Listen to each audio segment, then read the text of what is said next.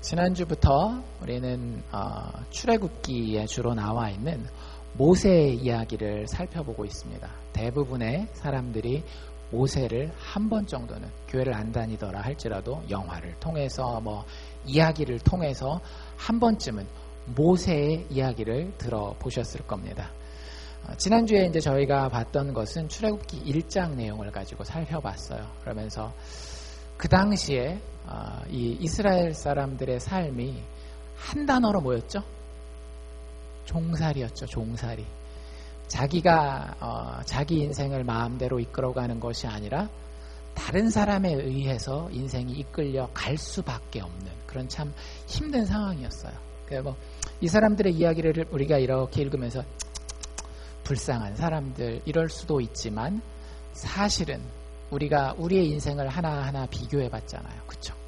특별히 이민살이를 하면서 내가 돈이 많이 있어도 시간이 많이 있는 것 같아도 시간에 쫓기고 사람에 쫓기고 환경에 쫓기는 여러 가지 상황들을 만나는 것을 볼 때에 어쩌면 지금 이 시대에 노예제도는 없지만 내가 이스라엘 사람들이 살았었던 것처럼 뭔가에 이끌려서 그것에 의해 내가 끌려갈 수밖에 없는 삶을 산다라는 의미에서는 어쩌면 내 인생도 종살이라고 불러도 크게 다르지 않지 않나라는 생각을 지난주에 해봤습니다.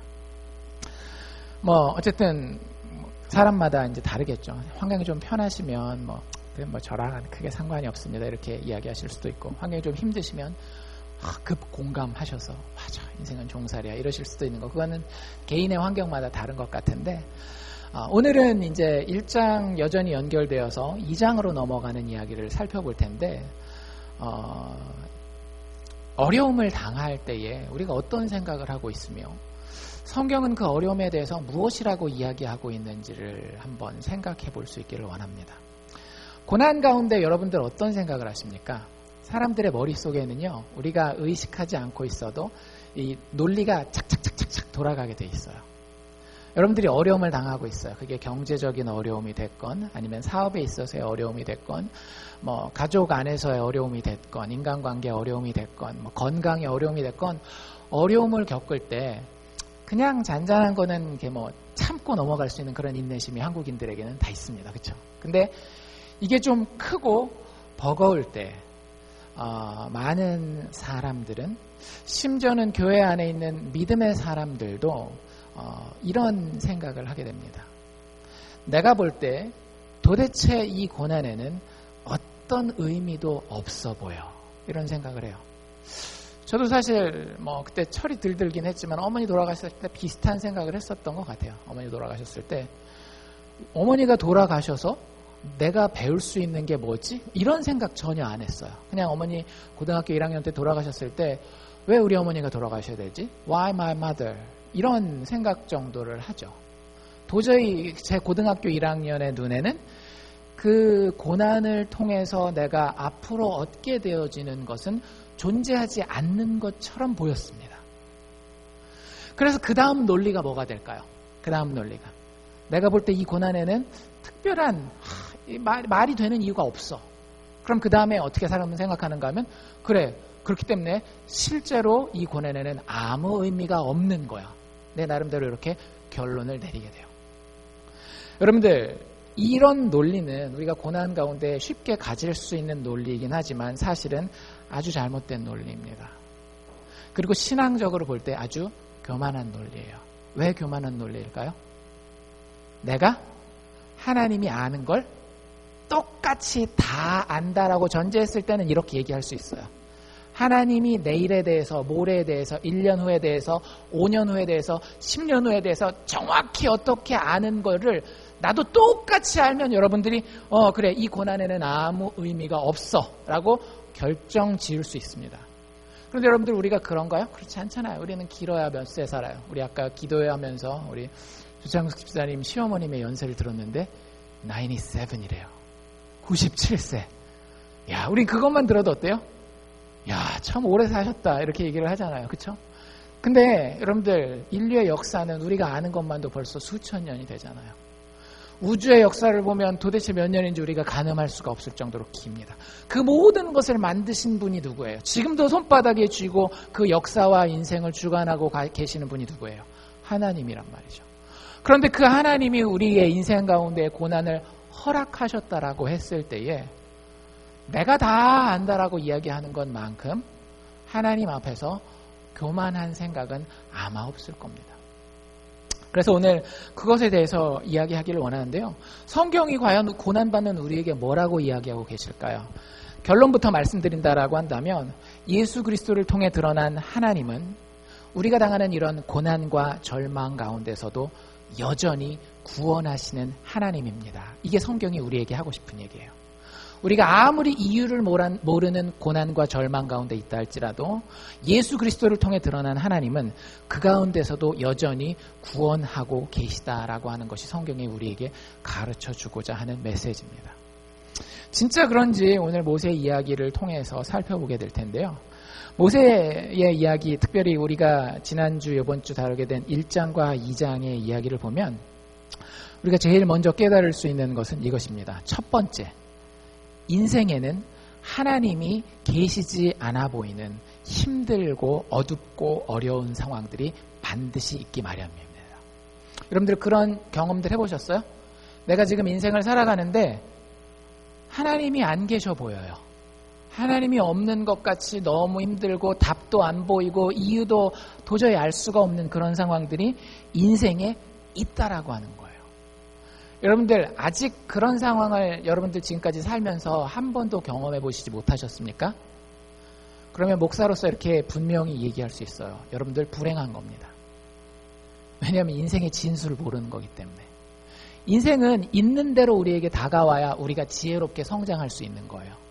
근데 인생에서 나는 한 번도 늘 하나님이 축복해 주시는 것 같고 한 번도 내가 어렵다라고 하는 생각 겪어본 적이 없고 그런 경험을 해본 적이 없다라고 하면 사실 여러분들 그게 더 위험한 거예요.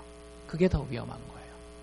성경은 분명히 믿는 사람과 믿지 않는 사람 구별하지 않고 인생 가운데에 신이 없어 보이는 하나님이 계시지 않아 보이는 어렵고 힘든 상황이 있다라고 이야기하고 있어요. 그러니까 여러분들 살면서 어떻게 하셔야 될까요? 그런 상황을 기대하시는 게 지혜로운 거예요. 어떻게 하면 이걸 샥샥샥샥 피해야 할까? 요거는 참 인생을 잘 모르는 어린아이 같은 그런 모습이에요. 여러분들 이게 피할 수 있던가요? 인생을 조금만 한 3, 40년 이상만 살아보시면 피할 수 없는 상황이 있다라는 거, 그럼에도 그 상황 내가 어떻게 핸들할 수 없다라고 하는 상황이 있다라는 거 아시잖아요. 실제 이스라엘 백성들의 삶이 그랬어요. 1장, 2장 지난주 읽은 데부터 보면 상황은 점점 악화되어 갑니다. 그런데 거기에 그 그림에 하나님이 등장하지 않는 것처럼 보여요. 가장 대표적인 예가 뭐예요? 우리 1장에서 봤던 표현에 보면 요셉을 알지 못하는 새로운 파라오가 등장하잖아요. 그 왕이 이스라엘 백성들에게 카운터 펀치로 날린 게 뭐였어요? 11절에 보면 감독이라는 표현이 나온다라고 얘기를 했죠. 그게 원래 히브리어 원어에 무슨 뜻을 가지고 있다라고요? 슬레이브 마스터, 노예 관리자라는 뜻을 가지고 있어요. 이스라엘 백성들이 초반에 이집트로 이민 갔을 때에, 그러니까 여러분들도 이민 올 때 아메리칸 드림을 가지고 왔잖아요. 항상 이민 갈 때는 내 삶이 더 좋아진다라는 생각을 가지고 가요. 더 나빠진다라는 생각을 가지고 가요. 늘 더 좋아진다는 생각을 가지고 가요. 그래서 70명이 이스라엘에서 이집트로 이민 갈 때 우리가 가면 잘 될 것이다라는 생각을 가지고 갔어요. 그리고 초기에 진짜 잘 됐어요. 뭘 하든지 참 잘 풀렸습니다. 근데 시간이 흐르면서 정치적인 그런 지형이 바뀌고 여러 가지 상황이 바뀌면서 이스라엘 사람들이 존경받는 계급에서 뭐가 돼버렸더라고요? 순식간에 노예로 전락해버리게 된 거예요. 그 이야기가 8절부터 쭉 14절까지 나와요. 얼마나 힘들었는가 하면 감독들, 즉 노예 관리자들을 그들을 위해 세우고 이스라엘 백성들에게 무거운 짐을 지어서 괴롭게 하고 그들을 바로 왕을 위해서 국고성 비돔과 람셋이라고 하는 그 힘든 건축 현장에 보냈더라라고 이야기를 하고 13절에도 보면 이스라엘 자손의 그 노동을 아주 엄하게 하였고 14절에 보면 그들이 고통받는 그 노동으로 그들의 생활을 이스라엘 사람들의 생활을 아주 괴롭게 하니 여러 가지 일들을 시켰는데 그 시키는 모든 역사가 다 아주 중하고 힘들었더라 이렇게 얘기를 하고 있어요. 이스라엘 백성들 하나님의 백성들 아닙니까? 이렇게 어려움을 당하고 있는데 하나님은 어디 계셔요? 8절부터 14절까지 시간이 되시면 여러분들 집에 가서 찬찬히 읽어보십시오. 하나님이라고 하는 단어가 몇 번이나 나오나? 몇 번 나올까요? 제가 이미 찾아봤으니까 답을 미리 말씀드려야 되겠죠. 몇 번 나올까요? 한 번도 나오지 않아요. 참 하나님 무심도 하시죠. 그렇죠? 그냥 여러분들 사업을 하다가 사업이 어려워진 정도가 아니에요. 그냥 자식 키우다가 자식이 내 마음대로 잘 안 키워지는 정도가 아니라고요. 남편과 아내의 관계가, 이웃과의 관계가 조금 틀어진 정도가 아니에요. 자유인에서 뭐가 되어버린 거예요? 순식간에 노예가 되어버린 거라고요. 여러분들 그게 무슨 느낌인지 모르시겠으면 집에 가서 영화 한 편만 보십시오. 혹시 보신 분들도 계실지 모르겠는데 노예 12년이라고 하는 영화가 있어요. 뉴욕이 예전에는 자유주였고 남부에는 여러 노예주가 있었잖아요. 거기 보면 자유주에서 살던 한 흑인이 속아가지고 사기당해가지고 노예로 팔려가서 12년 동안 노예살이 하는 걸 봅니다. 얼마나 비참한지 몰라요. 그 삶을 누가 살고 있는 거예요? 이스라엘 사람들이 그냥 12년이 아니에요. 120년도 넘겨서 수백 년을 살고 있는 겁니다. 근데 거기 하나님이 있어요? 없어요? 하나님 보이지 않아요. 참 무심하시죠. 두 번째, 상황이 점점 악화된다 그랬죠. 이스라엘 사람들이 노예만 된 게 아니에요. 15절에 보면 1장 15절에 보면 뭐라고 돼 있는가 하면 애굽의 왕이 바로 왕이 명령을 내립니다. 뭐라고 얘기를 내는가 하면 히브리 산파 시브라라는 사람과 부하라고 하는 이 두 명의 산파, 그 당시에는 산부인과가 없으니까 아기 낳을 때에 도와주는 사람, 산파 아시는 분들도 계시고 못 들으시는 분들도 계실 거예요. 영어 단어도 미드와이프 하니까 그 젊은 애들은 잘 모르더라고요. 미드와이프가 뭐야? 근데 뭐 이제 닥터 하면은 이제 우리가 알겠지만 미드와이프 옛날에 뭐 아기 집에서 나니까 그 집에서 나는 아기 받아주는 그런 아줌마들이란 말이에요. 그 사람들한테 이 왕이 직접 불러가지고 뭐라고 명령을 해요? 가로되 너희는 히브리 여인, 이 히브리라는 말이 이스라엘의 다른 말이에요. 이스라엘 여자를 위하여 조산할 때에 그들이 아이 낳는 것을 도와줄 때에 잘 살펴봐라. 왜 살펴보라 그래요? 잘 살펴봐서 딱 보면 어이구 달렸네? 남자든 어떻게 해라? 죽여버리라는 거예요. 그러니까 거짓말을 해야 되겠죠. 엄마한테는 딱 받으면서 어떻게 하는 거예요? 예를 들자면 목을 확 비트는 거예요. 그리고 아이고 애가 나오면서 힘들었나 봐요. 죽었어요. 욕을 시킨 거예요. 여자아이면은 다행히 그냥 살게 두라고 얘기를 해요. 여러분들 세상에 제일 큰 불효가 뭐예요? 제일 큰 불효 아시잖아요. 부모보다 먼저 가는 거. 어떻게 해볼 도리는 없지만 그만큼 부모가 힘든 게 자식을 먼저 떠나보내는 거란 말이에요. 여러분들 이런 일을 당하고 있는 이스라엘 백성들 마음이 어땠을까요? 참 많이 아프고 힘들지 않았겠어요? 근데 그거 해가지고 아직도 살아남는 애들이 있으니까 바로왕이 지독합니다. 진짜 지독해요. 이게 자기 마음대로 안 되니까 맨 마지막에 22절에 보니까 이스라엘 사람들 남자애들만 죽이라고 그랬더니 이 애들이 살아나는 것 같더라. 그래서 22절에 뭐라고 얘기를 하는가 하면 바로가 그 모든 백성에게 이제는 눈에 보이는 게 없는 거예요. 이스라엘 사람의 가족들뿐만 아니라 자기 나라에 속해 있는 모든 백성에게 명하여 가로되 남자가 낳으면 그 아이는 강물에다가, 하수라는 말이 강물이거든요. 강물에다가 던져버리라는 거예요.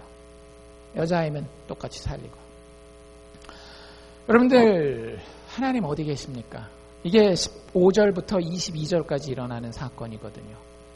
하나님 어디 계셔요? 하나님이라는 단어를 여기서 집에 가서 한번 또 찾아보십시오. 몇 번 나올까요? 2번 나오긴 해요. 근데 이게 하나님이 이스라엘 백성들을 도왔다 이런 맥락에서 나온 게 아니라 아까 그 산파들 2명 있었잖아요. 시브라라고 하는 산파와 부하라고 하는 산파가 그 사람들이 하나님을 두려워했더라. 뭐 이런 맥락에서 나오지 하나님이 직접적으로 기적적으로 이스라엘 백성들을 살려줬더라 이런 맥락에서 나오는 게 아니에요. 도대체 우리 하나님 어디 계시는 겁니까? 이스라엘 백성들이 하나님의 백성들이 노예가 되었을 때에 이스라엘 백성들이, 하나님의 자녀들이 그 자녀들의 죽음을 보고 눈물을 흘려야 하는 그때에 하나님은 도대체 어디 계시느냐라고 하는 거 말이죠. 2장으로 넘어오면 이야기가 조금 더 흥미로워져요. 희망이 조금 보입니다. 누구 이야기가 나와요? 아까 우리가 봤잖아요. 모세 이야기가 나온단 말이에요. 모세라는 이름의 뜻이 혹시 뭔지 아세요? 모세가 이름의 뜻이 있거든요. 우리 아까 10절 말씀에 보면 이렇게 돼 있어요. 10절에 그 아이가 자라매 바로의 딸이 데려다가, 바로의 딸은 누군가 하면 그 당시 그 나쁜 명령을 내렸던 바로 왕의 딸. 그러니까 왕의 딸이니까 뭐예요? 공주죠, 공주. 공주가 이 모세를 자기에게로 데려가서 그의 아들을 삼아요. 아들을 삼게 되고 그 이름을 모세라 하였다. 누가 붙여준 이름이에요? 이집트의 공주가 붙여준 이름이 모세예요. 그런데 그 이름의 뜻이 무엇인가 하면 가로대, 성경에 사실 나와 있어요. 이는 내가 그를 물에서 건져내었습니다. 물에서 건져낸 자라는 뜻이 그 모세라는 뜻입니다. 그 아까 읽으면서 이야기 대충 좀 이해가 되셨죠? 사실 모든 아이들이 어떻게 됐어야 돼요? 태어나자마자 물에다가 던져서 죽여야 되는 그런 상황이었단 말이에요. 그런데 2장 1절에 보면 레위족 속에 한 부부가 있었어요. 한 레위 남자와 레위 여자가 결혼을 했는데 이 둘이 결혼해서 아들을 낳았는데 아들이 어떻대요? 아들의 모습이 준수했대요. 사실 자기 태어난 애기 보고 우리 애기 미워 이런 사람은 별로 없겠죠. 가끔 있긴 있더라고요. 태어났을 땐 너무 못생겼는데 커가면서 이뻐지더라고요. 뭐 이런 경우도 있긴 한데 대부분 애들을 보면 이쁘긴 한 것 같아요. 근데 그냥 이쁜 정도를 조금 뛰어넘었긴 했던 것 같습니다. 왜냐하면 대부분의 다른 부모들은 어떻게 해요? 아기가 남자가 태어나면 어쩔 수 없이 왕의 명령이 무서우니까 강에다 갖다 버렸는데 이 레위 부부가 목숨을 걸어요. 이 아이를 위해서 목숨을 겁니다. 죽으면 죽으리라는 목숨을 걸어서 이 아기를 집에 그대로 데리고 살려요. 얼마 동안? 석 달 동안 이 아이를 살립니다. 근데 아기들을 이제 키워보신 분들, 너무 오래돼서 기억이 안 나실 수도 있겠지만 처음에는 이쁘죠, 그렇죠? 근데 가면 갈수록 어때요? 요구하는 것도 많고 해줘야 되는 것도 많고 처음에 얌전하던 애들도 나중에 커가면서 응애응애 울고 그러면 어떻게 되는 거예요? 지금 이 상황에서는 왕의 명령을 어긴 것이 들통나는 상황이 된단 말이에요. 그래서 숨기다 마지막 석 달이 딱 됐을 때는 결정을 해요. 엄마랑 아빠가 너무너무 안타깝죠. 얘를 자기네 손으로 죽일 수는 없는 거예요. 여러분들이 차마 하실 수 있으시겠어요? 여러분들 손으로 여러분들 자녀를 치실 수 있겠어요? 요즘 우리 젊은 부모님들은 매를 때리는 것도 힘들어 하시잖아요. 근데 이 마음이 너무너무 아파서 이걸 어떻게 할까 고민을 하다가 갈대 상자를 하나 만듭니다. 그리고 거기다가 곱게 아이를 싸서 담고 그 아이를 왕의 명령에 순종은 해요. 근데 어떻게 해요? 그 갈대 상자를 방수를 다 하고 난 다음에 그 강물에다가, 이집트 강물이니까 나일강이겠죠. 나일강에다가 둥둥둥둥 떠내려 보내요. 근데 그게 어떻게 되는 거예요? 아까도 얘기한 것처럼 바로의 딸에게 발견되어서, 이집트 공주에게 발견되어서 이집트의 궁전으로 들어갑니다. 여러분 이 정도 되면 어때요? 이제 조금 희망이 좀 보이지 않나요? 야, 드디어 하나님이 이제 역사하시나 보다. 노예가 될 때도 그 아들들 다 죽일 때도 간섭하시지 않는 하나님이 간섭하시나 보다 이렇게 생각하기 쉬운데, 아이고 이놈의 모세가 11절부터 보면 어떤 이야기가 나와 있어요. 모세가 이제 철 들 만큼 들었단 말이에요. 모세는 이스라엘 사람들에게 유일한 희망입니다. 이스라엘 백성들을 종살이하던 애굽에서 마침내는 구원해낼 수 있는 모든 조건을 다 갖춘 유일한 구원자예요. 근데 정말 바보 같은 짓을 해서 모든 것을 다 망쳐버리고 일이 다 꼬여버리고, 하나님이 간신히 이집트 왕궁에다가 보내놨더니 어떻게 해요? 일을 다 망쳐버리고 거기서 쫓겨나 버리는 거예요. 어떤 일이 벌어졌어요? 모세가 컸는데 모세는 알고 있어요. 자기가 이집트 공주에 의해서 컸지만 자기가 이스라엘 사람이라는 걸 알고 있거든요. 왜? 누가 키워줬으니까. 자기 어머니가 직접 키웠거든요. 이거 유모로 해가지고 그 공주가 고용을 해요. 자기 친엄마를. 그래가지고 자기가 이집트 사람이 아니고 이스라엘 사람들이라는 걸 알고 있는 상황에서 밖에 나가보니까 자기 형제들, 즉 이스라엘 사람들이 뭐 하는 게 보여요? 고역함이, 아주 힘들게 일하는 게 보였다라는 거예요. 그런데 하루는 어떤 애굽 사람이, 그 이집트 사람이 어떤 히브리 사람은 이스라엘 사람이라 그랬죠. 이스라엘 사람을 때리는 거예요. 일 못한다고. 채찍질을 했겠죠, 아마. 채찍질을 착착 하면서 너 게으름 피지 말고 빨리 일해, 막 이러는 거예요. 모세 마음이 어땠겠어요? 열불이 확 나죠. 자기 식구거든요, 진짜. 자기 식구를 그렇게 하니까 화가 푹 올라오면서 어떻게 했어요? 자기 나름은 머리를 씁니다. 어떻게 머리를 써요? 좌우를 둘레 살펴봤어요. 아마 좌우만 살폈던 것 같아요. 뒤를 못 살폈던 것 같습니다. 그리고 어떻게 해요? 좌우를 살펴 사람이 없음을 보고 그 애굽 사람을 쳐서 죽이고 모래에다가 시체를 감췄대요. 자기는 머리를 쓴다라고 했지만 이거 경솔한 일이에요? 지혜로운 일이에요? 참 경솔한 일이죠. 저 같았으면, 똑똑한 저 같았으면 어떻게 했겠어요? 이것저것 좀 참고 한 10년, 20년 있다가 내가 정계에 딱 진출한 다음에 법안을 제출해가지고 이 자기 백성의 문제를 해결해. 그게 지혜로운 거 아니겠어요? 근데 모세가 바보 같아가지고 거기서 혈기를 확 부려버린 거예요. 나름대로는 어떻게 생각했을까요? 뿌듯하게 생각했겠죠. 이 정도면 내가 정의의 사자다라고 생각했을 거란 말이에요. 근데 그 다음날 어떻게 돼요? 이튿날 다시 나갔는데 또 사람들이 싸웁니다. 인간들은 어쩔 수가 없어요. 싸우게 돼 있어요. 누가 싸우는가 하면 이번에는 두 히브리 사람이, 즉 2명의 이스라엘 사람들이 싸우게 되는 거예요. 서로 싸우는데 보니까 모세가 꽤 오래 관찰했던 것 같습니다. 두 사람 중에 한 명이 분명히 잘못했어요. 여기 뭐라고 돼 있어요? 그 중에 그르다라고 하는 게 잘못된 자라는 거잖아요.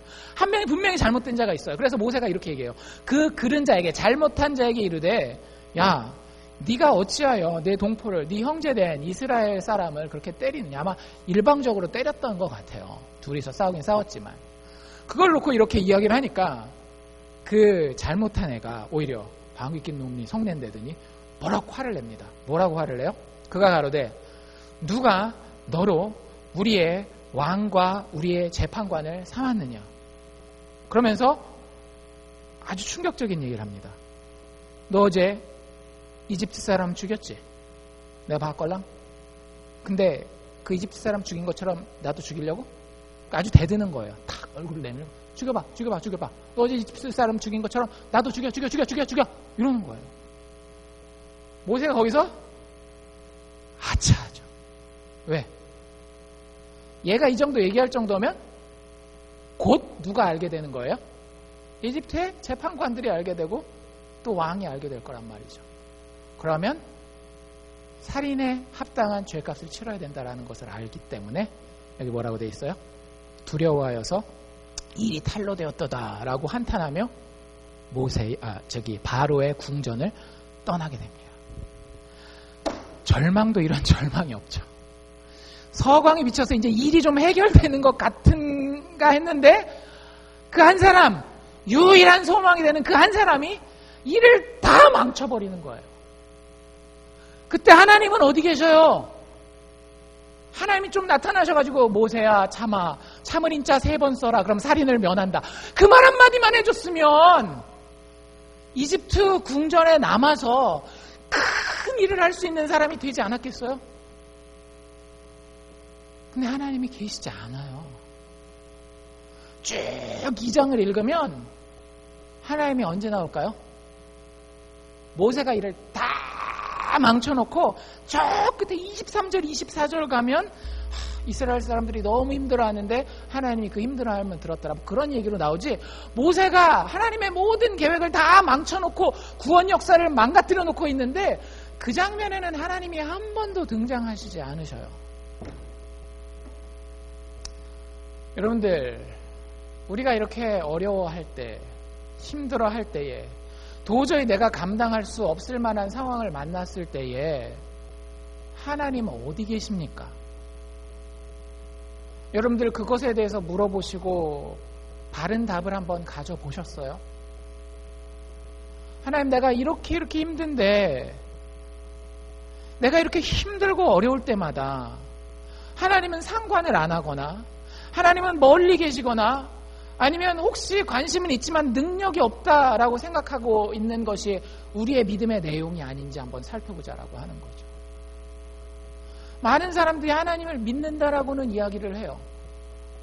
그런데 정말로 어떤 그 누구도 도와줄 수 없는 그 상황, 해결할 수 없을 만큼 꼬여버린 그 인간관계, 도저히 감당할 수 없는 이 건강의 문제, 인간의 시각에서 봤을 때는 답이 없는 이 사업의 어려움, 그럴 때마다 참 하나님은 나한테 관심이 없어 보이지 않나요?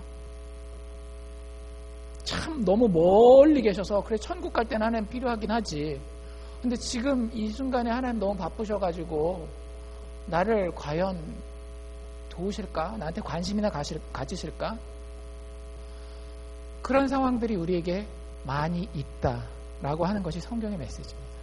여러분들 그런 상황을 그러니까 기대하고 계세요. 그런 상황을 잘 기대하고 바르게 대비할 수 있어야 된다라고 하는 게 성경의 메시지예요. 그걸 요리조리 피하려고 하지 말고 여러분들 독수리가 자식을 키울 때 어떻게 해요? 높은 곳으로 데리고 올라가서 떨어뜨린다면서요. 크기 위해서, 성장하기 위해서는 때로는 어려움이 필요할 수도 있기 때문에 하나님 우리에게 그저 온실의 화초처럼 크는 그런 크리스찬 만들기 원치 않으세요. 현실 가운데, 실제 삶 가운데에 나아가서 정말로 거기서도 독수리의 날개치며 올라감같이 올라갈 수 있는 more than conquerors, 정복자보다도 더 강한 그런 자녀들 하나님 가지기 원하신다라고 하는 거예요. 그래서 우리의 삶 가운데에 그런 하나님이 보이지 않는 것 같은 절망의 상황이 있습니다. 그게 성경의 메시지예요. 거기서 끝나면 너무 힘들죠. 그래서 성경은 그 다음 이야기를 이어갑니다. 두 번째 우리가 여기서 배울 수 있는 건 무엇인가 하면 하나님이 없어 보이는 모든 그 힘들고 어려운 상황에서도 하나님은 모든 것이 합력하여 선을 이루도록 분명히 역사하고 계십니다. 이게 성경의 메시지예요. 다시 한번 제가 읽어드릴게요. 하나님이 없어 보이는 이런 모든 힘들고 어려운 상황에서도 하나님은 그 모든 것이 합력하여 선을 이루도록 분명히 역사하고 계십니다. 제 말이에요? 아니에요. 성경의 말씀이에요. 여러분들 우리가 읽었던 이 이야기를 다시 한번 리와인드 버튼을 쫙 돌려서 다시 한번 이스라엘 백성들이 어려움을 겪던 그 시절로 돌아가 봅시다. 이스라엘 백성들이 처음 어려움을 겪었던 게 큰 것 중에 하나가 뭐라 그랬어요? 이 사람들이 무슨 살이 하게 되었다? 종살이, 노예살이 하게 되었다라고 그랬잖아요. 우리가 거기서 하나님의 이름을 발견할 수 있었어요? 없었어요? 없었어요. 그런데 정말 하나님이 거기에 하나도 계시지 않았나요? 여러분들 하나님의 택한 백성을 하나님이 표현할 때 늘 쓰는 표현이 있거든요. 내가 거룩하니 너희도 어떠하여라? 거룩하여라. 여러분들 거룩이라고 하는 홀리라고 하는 이 단어가 원래 히브리어 원어에서 무슨 뜻을 가지고 있는지 알고 계세요? 거룩이라고 하는 이 단어는 구별되다라고 하는 뜻을 가지고 있어요. 여러분들 이거 참 중요합니다. 현대 교회가 왜 힘이 없는지 아세요?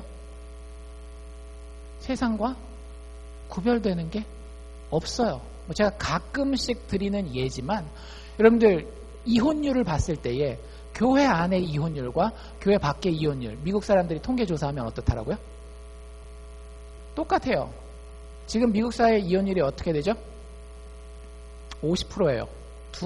두 쌍이 결혼하면 한 쌍은 이혼합니다. 여러분들 자녀에 대해서도 마음 단디 잡고 그거 일어나지 않도록 잘 자녀들이랑 대화를 나누십시오. 두 쌍 중에 한 쌍. 여러분들 이게 교회 밖의 이야기라고 우리는 항상 생각하잖아요. 강남에서 사역하던 어떤 목사님이랑 대화를 나눈 적이 있어요. 거기서 목사님들끼리 불문율이 있답니다.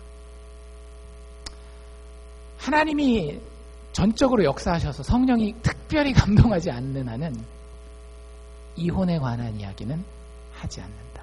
이게 어디 얘기라고요? 대한민국 서울 강남 이야기라고요. 여러분들 세상과 교회가 구별되지 않는 시대를 우리는 살고 있어요. 미국의 기독교 역사가 몇 년이나 됐을까요? 한 200년 조금 넘었거든요. 한국의 기독교 역사는 얼마나 됐을까요? 한 100여 년 됐어요. 그 사이에 교회가 다 어떻게 돼버린 거예요? 전부 다 세속화된 거예요. 그런데 한번 잘 생각해 보세요. 이스라엘 백성들이 지금 이집트에서 몇 년 살았을까요? 400년을 살아요. 그러면 여러분들 하나님의 백성으로서 구별된 한 민족을 이루면서 사는 것이 가능하겠어요? 불가능하겠어요? 정치, 사회, 문화적으로 불가능한 거예요. 나중에 한 200년 정도 지나고 나면 너도 이집트인, 나도 이집트인 이렇게 되는 거예요. 물론 피부색이 좀 달랐습니다. 왜? 이집트 사람들은 아프리카 사람들, 이스라엘 사람들은 중동 사람들이었기 때문에 이게 뭐 좀 달라요. 근데 결혼 몇 번만 같이 하면 어떻게 되겠어요? 금방 다 뭐 우리도 진한 흑인, 뭐 더 까만 흑인 이렇게 얘기하는 것처럼 다 그냥 이집트 사람이 되는 거예요. 근데 이집트 사람들이 이스라엘 사람들이랑 결혼할 수 없게 됐어요. 왜? 누가 자기 아들을, 누가 자기 딸을 노예한테 시집 보내고 장가 보내겠어요? 그러지 않겠어요? 이스라엘 사람들이 노예가 됐기 때문에 하나님의 구별된 백성으로 400년 동안 생존할 수 있었던 겁니다. 이야, 여러분 놀랍지 않으세요? 이스라엘 백성들 노예가 돼서 죽을 것 같다라고 얘기를 했어요. 그런데 그것 때문에 하나님의 구별된 백성으로 붙잡혀 있었던 거예요. 여러분들 한번 생각해 봅시다. 여러분들 그리스도인으로 살아오면서 진짜 큰 어려움을 겪어오신 분들이 있을 거예요. 평탄한 이 길을 겪어온 분들도 있을 거고 진짜 큰 어려움을 겪어온 분들도 있을 겁니다. 그런데 한번 생각해 보세요. 내가 과연 그 어려움을 겪지 않았다면 여기 앉아 있을까? 제가 제 스스로의 인생을 살펴봐도 하나님 저 돈 잘 벌게 해주시고 뭐 나름대로 제 머리도 있고 하니까 이게 했으면 정말 매주 예배 드리고 여기 앉아 있을까? 이런 생각해요. 세상 사람들은 그걸 복이라고 이야기를 하죠. 주일 몇 번 빠지더라도 세상에서 돈 많이 버는 걸 복이라고 생각하는데 전 알아요. 하나님과 가까워서 늘 하나님과 교제하는 그게 진짜 복이라고 하는 거예요. 돈 몇 푼 더 버는 거? 세상 사람들이 나한테 박수 몇 번 더 쳐주는 거? 그거 별거 아니더라고요. 네가 인생을 몇 년 안 살아봤으니까. 물론 제가 인생을 몇 년 안 살아봤지만 나이 많이 드신 분들이랑도 많이 얘기를 해봤어요. 근데 결론은 변하지 않아요. 그냥 하나님과 가까운 게 제일 큰 복이에요. 근데 하나님과 가까울 수 있는 모든 과정 가운데에 어려움이 있다라는 거 하는 거죠. 하나님의 손길이 거기 없는 것이 아니라 너무 분명하게 있는 거예요. 그 어려움을 통해서 내가 믿음이 성장하고 하나님과 더 친밀해질 수 있었던 것이 돌이켜놓고 보면 너무 확실하고 분명하다라는 거예요. 하나님 진짜 안 계셨어요? 하나님의 이름이 단지 안 나와 있다라고 해서 하나님이 절망적인 이스라엘 백성들의 종살이에 같이 계시지 않았냐라고요. 그렇지 않다라고요. 또 아까 우리가 사실 이거 본 거예요. 이스라엘 남자아이들 다 죽이라는 명령을 왕이 내렸을 때 하나님 별 관심 없는 것처럼 보이잖아요. 근데 잘 생각해 보십시오. 모세가 어떻게 이스라엘 사람들의 아들 중에 하나가 이집트 왕궁에 들어가서 왕자로서 크고 이집트의 모든 문화와 지식과 그 나라의 정치적인 것, 경제적인 거를 다 꿰뚫이 알아가지고 그 비밀문서까지 싹 다 자기 걸로 만들 수 있겠어요. 이스라엘 백성들은 자기들 아들들 죽는 것만 생각했지만 하나님은 그보다 더 멀리를 바라보시고 너희들이 거기서 종살이에서 빠져나오기 위해서는 적을 알고 나를 알아야 너희가 이긴다. 그래서 내가 한 명 거기다 심어 놓을게. 그 아들들이 죽어야 된다라고 하는 명령을 했기 때문에 모세의 아버지 어머니가 모세를 강물에다가 떠내려 보냈던 거고 그 왕이 이집트 사람들의 남자아이들까지 다 죽이라고 얘기를 했기 때문에 공주가 그 아이를 발견했음에도 불구하고 그 아이를 자기가 키우지 못하고 어떻게 해요? 자기 친어머니를 불러다가 키우게 하잖아요. 너무 놀랍지 않습니까? 하나님의 섭리는 우리의 생각을 훨씬 뛰어넘어요. 우리가 없다라고 생각하는 그 순간에 하나님이 없지 않으세요. 하나님은 거기 계십니다. 또 2장으로 넘어와서 모세가 모든 걸 다 망쳐놨다라고 생각했어요. 이 바보 같은 놈, 참을인자 3번 한자만 알았어도 이렇게 생각하는데 그렇지 않아요. 여러분들, 구원자가 되기 위해서, 백성의 리더가 되기 위해서 가장 중요한 덕목이 뭐예요? 혈기? 여러분들, 혈기 부리면 다 끝납니다. 제가 분명히 말씀드리죠. 혈기를 부리면 가족도 끝나요. 남편 아내 관계도 끝나고, 부모 자녀 관계도 끝나고, 친구 관계도 끝나고, 사업도 진짜 후루룩 쉽게 말아드실 수 있어요. 뭘 부리면? 혈기를 부리면. 모세가 어떤 사람이었어요? 바로 이 혈기의 사람이었어요. 짜증 진짜 지대로 내고 자기 화나면 버럭할 줄 아는 그런 사람이었어요. 그러니까 못 참고 그 자리에 가서 바로 죽여버리잖아요. 혈기가 있으면 나도 죽고 우리 공동체도 다 죽는 거예요. 근데 어디 가야 이 혈기를 죽일 수 있어요?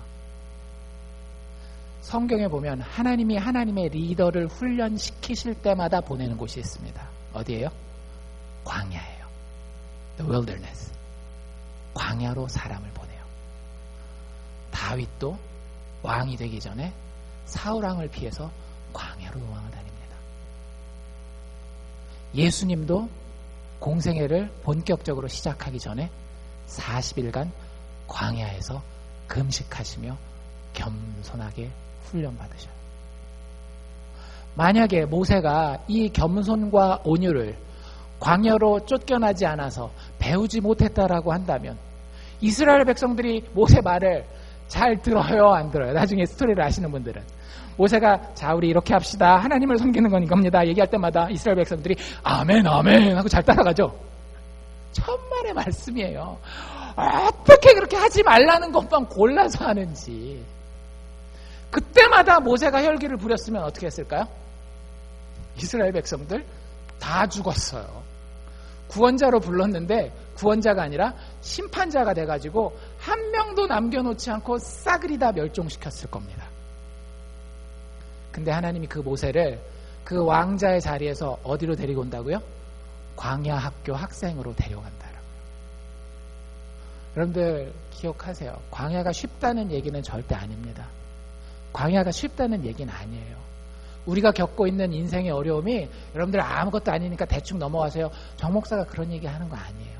저도 자식을 키워봤고, 저도 경제적인 어려움을 겪어봤고, 저도 남의 밑에 가서 일해봤고, 여러 가지 일들을 겪어봤기 때문에 인생이 어렵다는 거 여러분들이 이해하면 충분히 이해할 만한 그 정도 공감 감각, 공감 능력은 있어요.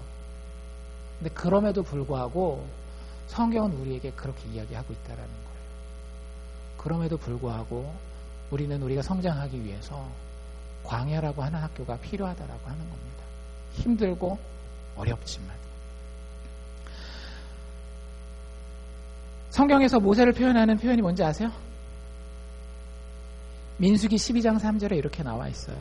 이 사람 모세는 그 온유함이 이 지면의 모든 사람보다 승하더라.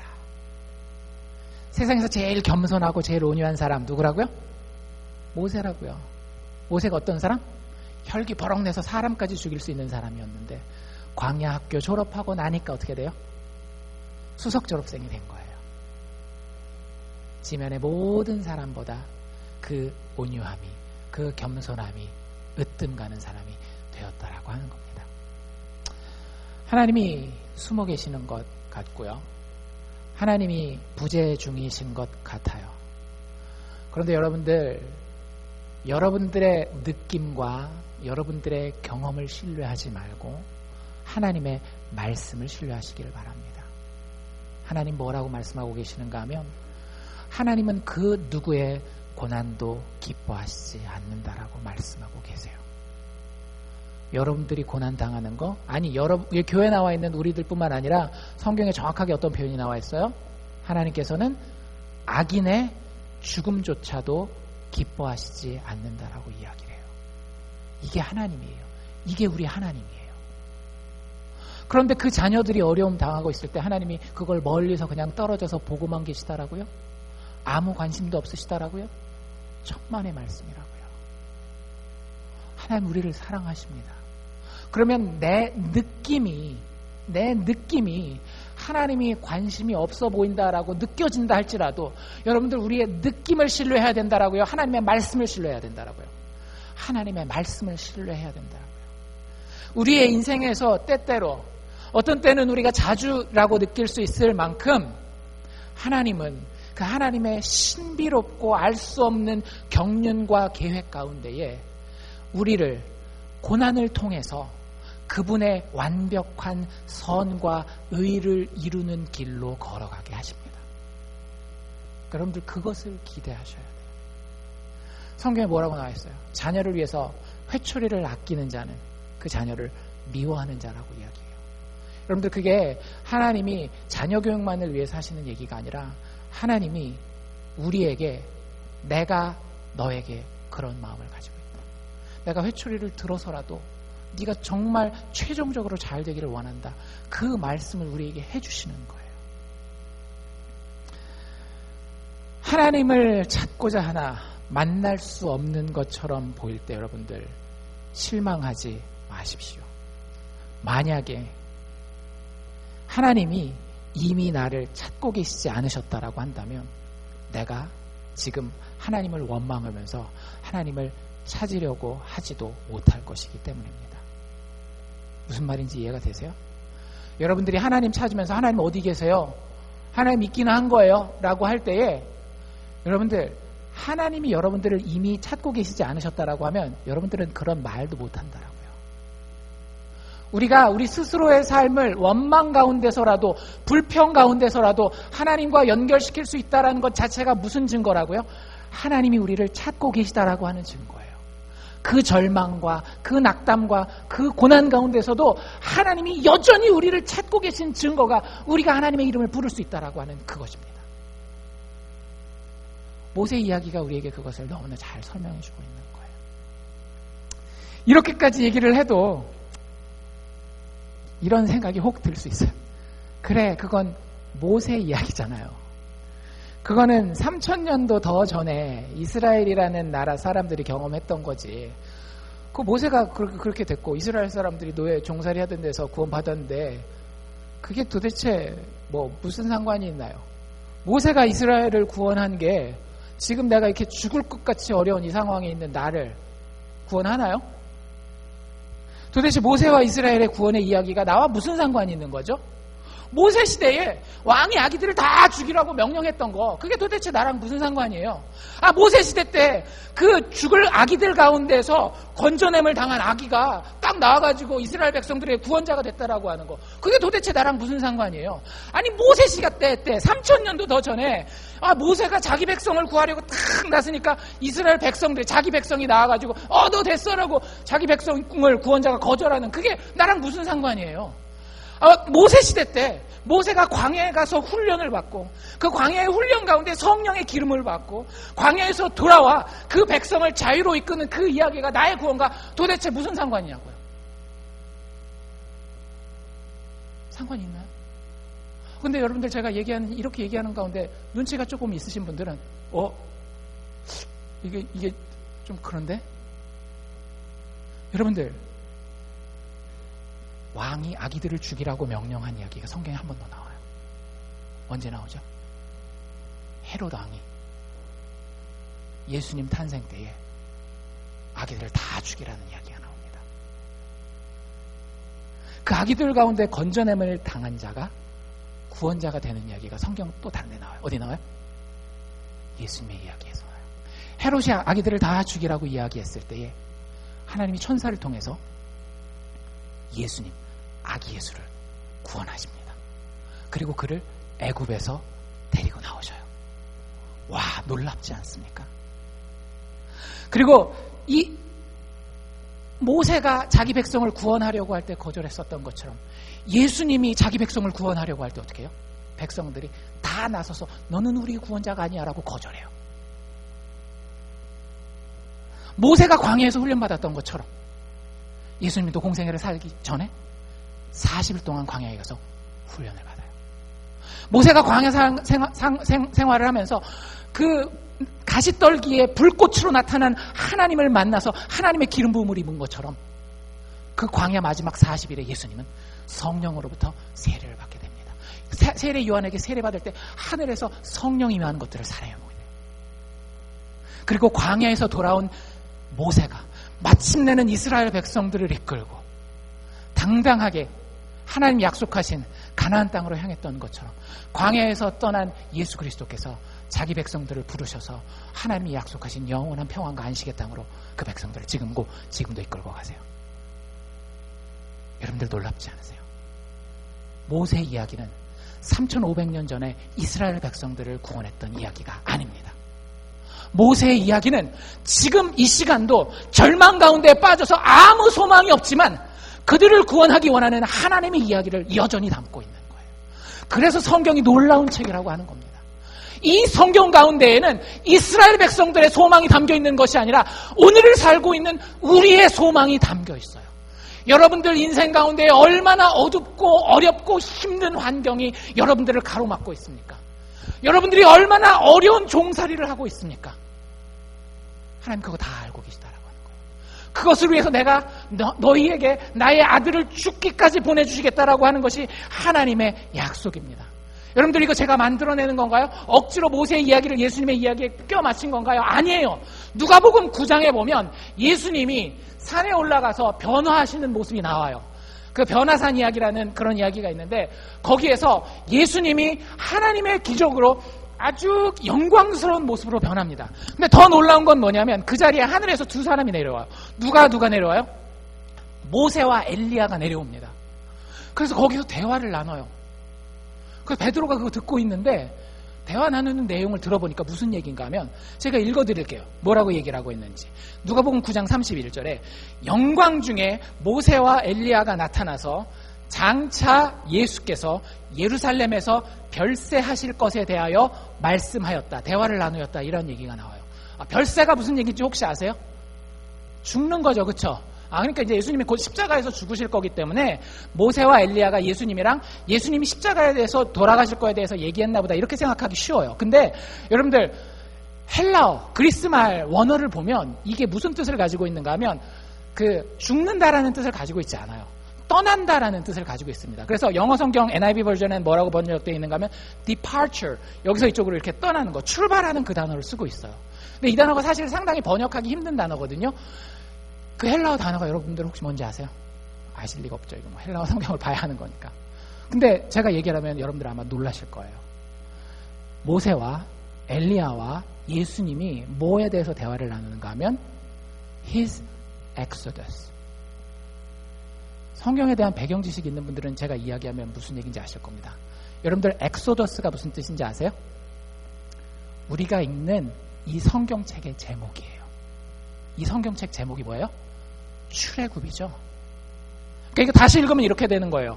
모세와 엘리야와 예수님이 예루살렘에서 예수님이 출애굽할 거에 대해서 대화를 나눴다라는 거예요. 그러니까 모세는 그 진짜 출애굽에 대한 모형일 뿐이에요. 진짜 구원에 대한 예표일 뿐이라고요. 진짜 출애굽을 이루는 건 누구예요? 예수님이라고 하는 거예요. 여러분들 여기서 엑소더스는 어떤 뜻을 가지고 있는가 하면 단지 내가 여기 힘드니까 여기 있다가 이렇게 출발해서 떠나는 거, 여기 있다가 다른 데로 가는 걸 이야기를 하는 게 아닙니다. 출애굽기 전체가 담고 있는 그 메시지를 이야기를 하는 거예요. 종되었었던 모든 사람들을 이끌고 구원자가 약속의 땅, 축복의 땅을 향해서 정말로 개선장군으로서 전진하면서 나아가는 그 모습을 이야기를 하는 거예요. 그게 출애굽이고 그게 예수님이 십자가의 죽음과 부활을 통해서 우리를 위해서 이루어 놓으신 일이라고요. 예수 믿는 사람들이 얼마나 축복받았는지 여러분들 아시겠어요? 하나님의 손길이 없어 보이십니까? 신앙생활 10년하고 20년하고 해봤더니 다 그게 그거고 별거 아니고 그냥 죽을 때만 하나님이 나한테 있으면 돼. 천만의 말씀이라고요. 하나님이 아무것도 상관없고 같고 나랑 지금 전혀 대화도 나누지 않는 것 같고 내 인생에 간섭도 못하시는 것처럼 능력 없는 것처럼 보이는 그 순간에서도 하나님은 완벽한 구원자로 우리의 삶 가운데 역사하시고 계시고 그걸 우리가 제발 좀 알아주기를 바라시는 거예요. 여러분들 알아주십시오. 알아주십시오. 불가능한 상황, 죽음의 상황을 역전시키는 분이 예수 그리스도이십니다. 실패자처럼 십자가에서 죽었지만 그 죽음에서 부활하여 만물 위의 왕이 되신 그분이 우리의 구원자예요. 여러분들 우리의 어떤 상황을 그 죽음에다 대놓고 나는 그 죽음보다 더 어려운 절망 가운데 있습니다 라고 이야기하겠습니까? 우리의 어떤 어려움도 우리의 어떤 절망도 예수 그리스도의 죽음을 뛰어넘지 못합니다. 그분이 우리를 위하여 죽어주셨고 다시 살아나셨을 때에 하나님은 예수를 통하여 우리에게 이렇게 얘기하십니다. 너희들 절망 중에 있니?